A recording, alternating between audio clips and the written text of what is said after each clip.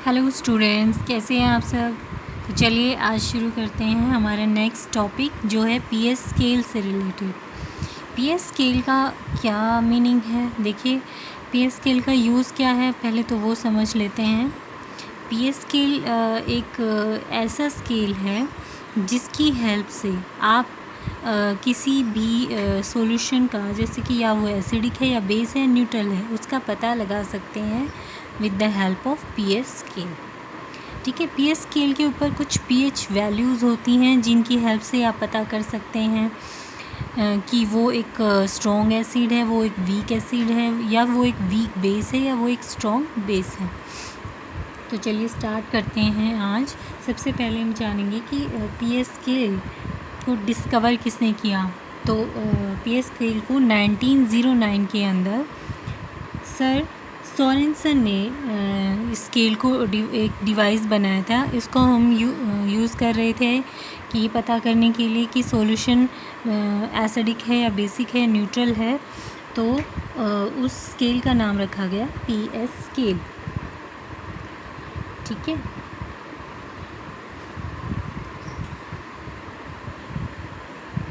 तो चलिए अभी हम थोड़ा सा एक एग्ज़ाम्पल से समझेंगे इस चीज़ को। देखिए आपके सामने 4 पिक्चर हैं।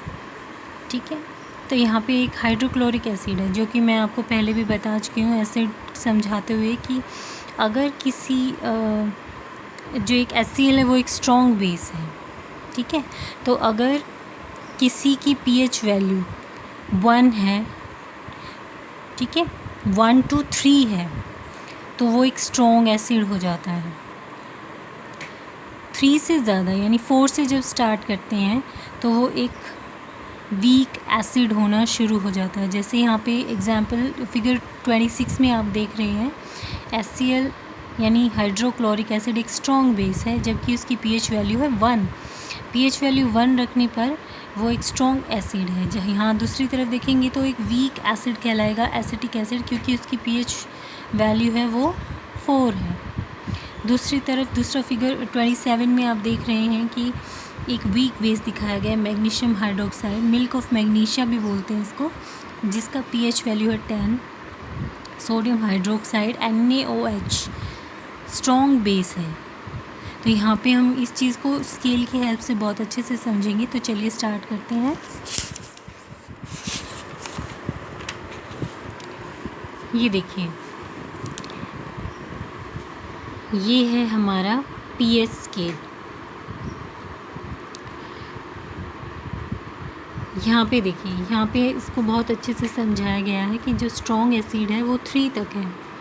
ठीक है, अगर किसी की pH वैल्यू 0 to 3 है तो वो एक स्ट्रॉन्ग एसिड है। अगर 3 अबव 4 से लेके 6 पॉइंट तक समथिंग तक वीक एसिड होगा। 7 पे आते ही वो न्यूट्रल हो जाता है। अगर किसी की pH वैल्यू है 7 तो वो न्यूट्रल है। न्यूट्रल का मतलब होता है कि ना वो एक एसिड है ना वो एक बेस है।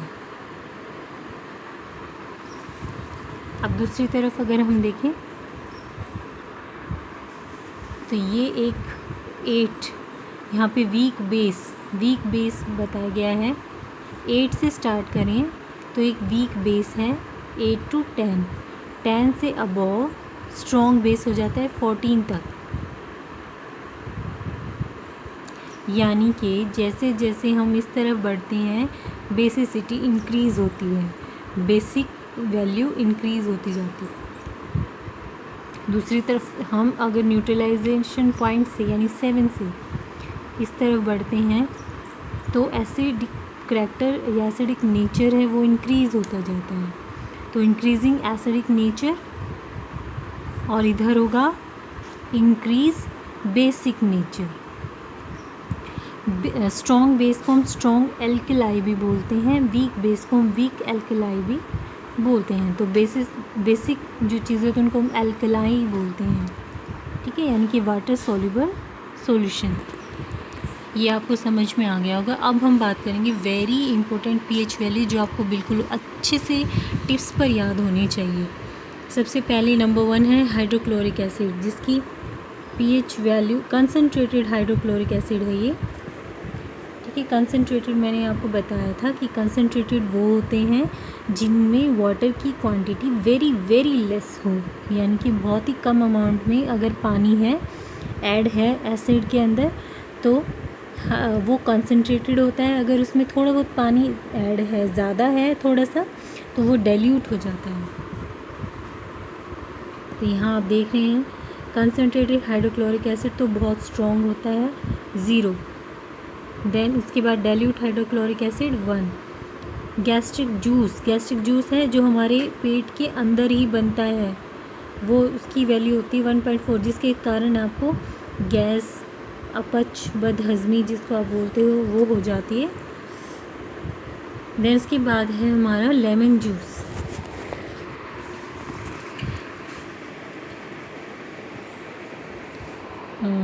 Let me clear it.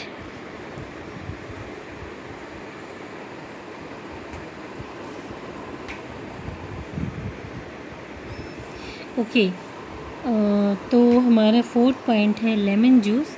Lemon juice जो है उसकी पीएच वैल्यू है 2.5। Then vinegar 4। Then tomato juice देख लें आप अच्छे से, टोमेटो की कितनी होती है 4.1। कॉफ़ी 5, सॉफ्ट ड्रिंक 6, मिल्क 6.5 और प्योर वाटर होता है 7, यानी न्यूट्रल।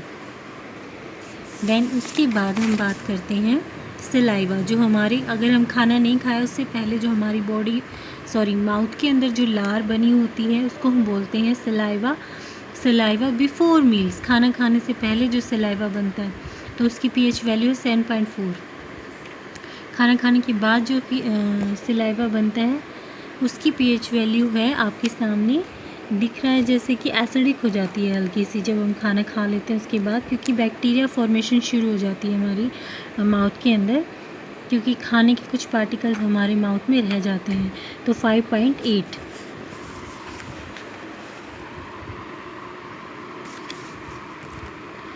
देन इसके बाद ब्लड का पीएच वैल्यू होता है 7.4। एग के अंदर भी 7.8 होती है पीएच वैल्यू। टूथपेस्ट हमारा बेसिक होता है नेचर में तो 8 होता है।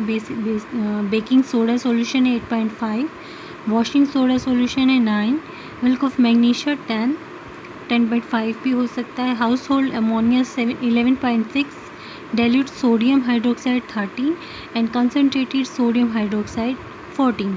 तो ये कुछ सॉल्यूशन थे जिनकी पीएच वैल्यू आपको बिल्कुल अच्छे से पता होनी चाहिए, जो कि इनमें से एक या दो तो आपकी 100% आपकी एग्ज़ाम में आ ही जाते हैं। दैन उसके बाद है यूनिवर्सल इंडिकेटर्स।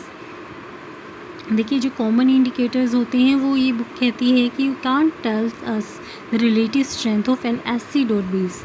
एसिड और बेस की रिलेटिव स्ट्रेंथ को नहीं एक्सप्लेन कर सकते, तो हमें इसके लिए पीएच स्केल की रिक्वायरमेंट होती है। तो ये एक यूनिवर्सल इंडिकेटर है।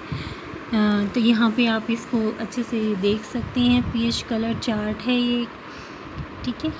यहाँ पे देखिए आप कि न्यूट्रल का कलर ग्रीन है, देन एसिडिक कलर रेड होता जाता है, और जैसे जैसे अल्कलीन यानी बेसिसिटी बढ़ती है तो उसका कलर पर्पलिश आपको नज़र आ रहा है। तो ये एक पीएच कलर चार्ट है जो कि यूनिवर्सल इंडिकेटर पेपर की तरह यूज़ होता है, पूरे अराउंड वर्ल्ड के अंदर यूज़ होता है इसका। ये यहाँ पे पीएच स्ट्रिप दिखाई गई है, ठीक है। यहाँ पे कुछ एग्जाम्पल बताएं जो मैंने आपको बताया था। मिल्क ऑफ मैग्नीशिया, जब आपके पेट में बदहज़मी जैसी शिकायत होती है तो मिल्क ऑफ मैग्नीशिया यानी magnesium hydroxide as a antacid medicine के रूप में यूज़ होता है, जो कि आपकी एसिडिटी को कम करने में हेल्पफुल है। देन यहाँ पे आपकी एवरीडे लाइफ में what is the importance of pH in everyday life, ठीक है। जैसे कि एक तो मैंने बता ही दिया, डाइजेस्टिव सिस्टम में हमारे स्टमक के अंदर एसिडिक फॉर्मेशन हो जाती है। हमारे स्टमक के अंदर कई बार इंडाइजेशन की वजह से ऐसा होता है, तो उसको न्यूट्रलाइज़ करने के लिए मिल्क ऑफ मैग्नीशिया का हम यूज़ करते हैं। इसके अलावा बेकिंग सोडा का तो बहुत ही ज़्यादा यूज़ होता है, आगे भी मैं आपको बताऊँगी। देन उसके बाद देखिए टूथ डिके। टूथ डिके का मतलब यहाँ पे आप देख पाएंगे साफ साफ, मैं आपको डायग्राम की हेल्प से ज़्यादा अच्छे से समझा पाऊँगी। यहाँ पे टूथ डिके हो जाता है, जैसे कि यहाँ पे दिख रहा है ब्लैक कलर का होल बनना शुरू हो जाता है, कहीं कहीं से स्टार्ट हो गया है, तो टूथ डिके बोलते हैं। ये कब होता है? जब आपकी माउथ के अंदर बेसिसिटी कम होनी शुरू हो जाती है, एसिडिटी बढ़ जाती है। जैसे आप खाना खाते हैं, यानी आफ्टर मील्स, आप खाना खाने के बाद अगर ब्रश नहीं करते हैं या फिर कुल्ला नहीं करते हैं, तो आपकी जो दांत हैं उनमें खाना जमना शुरू हो जाता है, जिसके कारण से बैक्टीरिया फॉर्मेशन हो जाती है, और फिर सड़न महसूस होती है, आपकी माउथ से स्मेल आनी शुरू हो जाती है। तो हम इसके लिए यूज़ करते हैं किसी भी तरह के टूथपेस्ट का, तो वो स्लाइटली बेसिक नेचर होते हैं, अल्कलीन होते हैं, जो कि हेल्प करते हैं to prevent tooth decay by neutralising the acid in our mouth. हमारे माउथ में एसिडिटी को ख़त्म कर देते हैं, उसको न्यूट्रलाइज कर देते हैं, क्योंकि एक बेसिक है और एसिड और बेस जब आपस में मिक्स होते हैं तो वो न्यूट्रलाइजेशन फॉर्मेशन होती है, रिएक्शन आपको बताया गया था। देन उसके बाद एक और इम्पोर्टेंट चीज़ देखिए, जैसे कि कोई आपने कई बार अपने आसपास महसूस किया होगा कि हनी बी स्टिंग जो होती है, यानी मधुमक्खी जब काट लेती है आपको, या फिर चींटी काट लेती है। चींटी का तो इतना प्रॉब्लम नहीं क्रिएट होता, लेकिन जब मधुमक्खी काट लेती है तो वहाँ इचिंग के साथ साथ बर्निंग पेन स्टार्ट हो जाता है, बहुत ज़्यादा आपको खुजली महसूस होती है, रेडिश कलर हो जाता है, कई दिन तक तो वो ठीक भी नहीं होता। तो उससे बचने के लिए एक बहुत ही बढ़िया तरकीब है, वो होती है baking soda solution. Baking soda solution की हेल्प से आप स्किन पे जब वहाँ लगा लेंगे, जहाँ स्टिंग एरिया पे जहाँ पे काटा है मधुमक्खी ने, तो बेकिंग सोडा से आपको बहुत ज़्यादा रिलीफ महसूस होता है। ठीक है, वो बेसिसिटी इंक्रीज़ करती है और न्यूट्रलाइजेशन रिएक्शन वहाँ स्टार्ट हो जाती है। तो बेसिक जो एक बढ़िया जो आपके घर में मिल सकता है, इजीली अवेलेबल होता है बेकिंग सोडा, तो उसकी हेल्प से आप एज ए सेल्फ डिफेंस उसका यूज़ कर सकते हैं केमिकल वेलफेयर की हेल्प से। ठीक है,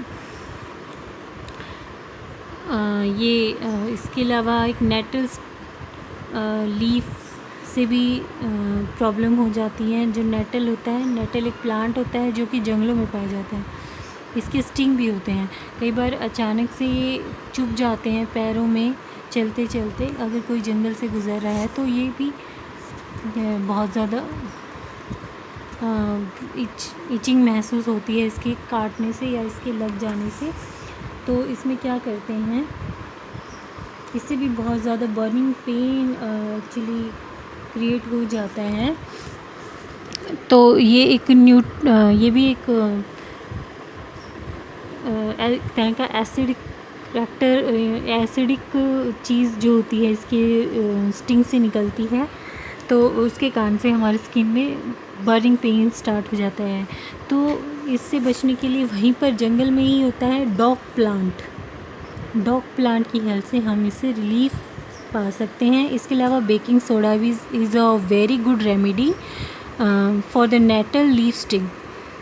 तो ये सब था पीएच से रिलेटेड, और कल मैं आपको करवाऊँगी सॉल्ट।